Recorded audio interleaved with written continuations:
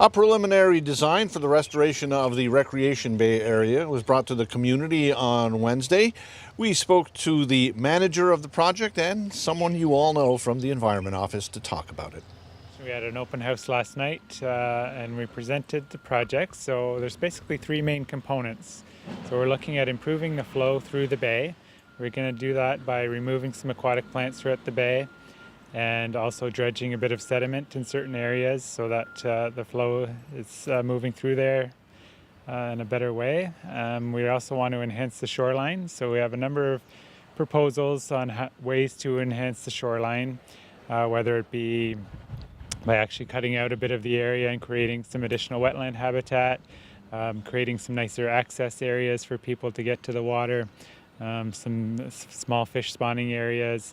So just, a series of maybe 10 or 15 different strategies to enhance what was, as we know, just rock and clay that was placed when they excavated the seaway, and just turning it into a more natural, usable habitat for both people and the environment.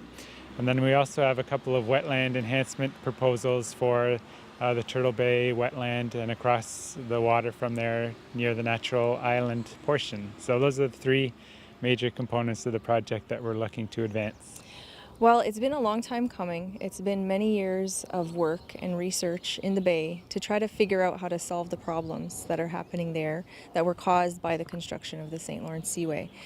And the goal was to find solutions that would be long-term.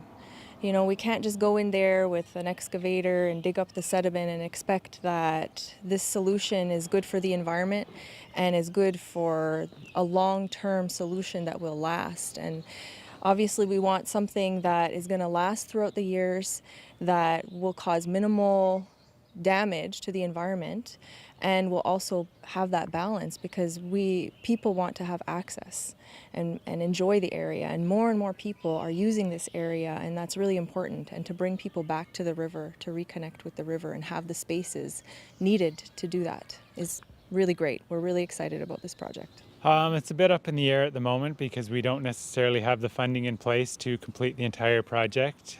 So we're actively seeking that funding from various partners. The work we're doing now is the detailed design. So once we're finished that later this summer, we're going to have basically a project that's ready to go out for contract to be built. It'll be dependent on the funding. So if we don't necessarily get all the funding at once, we can break it down into components.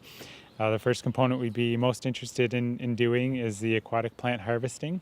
So that's something that is relatively small budget, and we can get started right away with that. So we're going to be doing a small pilot project just to test a few different techniques for how we can best remove those aquatic plants.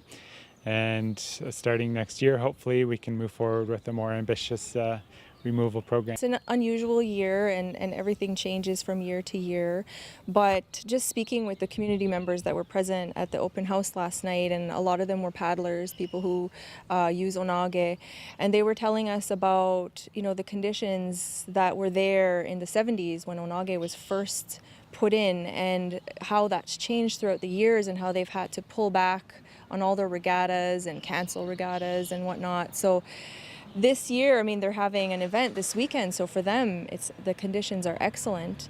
But in general, the conditions for recreation in the Bay have significantly deteriorated since the 1970s. Well, I think it was pretty well received. Like you said, we had about 15 community members show up. A lot of them are active users, paddlers, and users of the bike paths and things like that. So they definitely were very knowledgeable about the area, had a lot of great feedback for us on how to improve the designs that we were putting forward. And most people seemed pretty pleased with the work that was being done and are excited to see it move forward.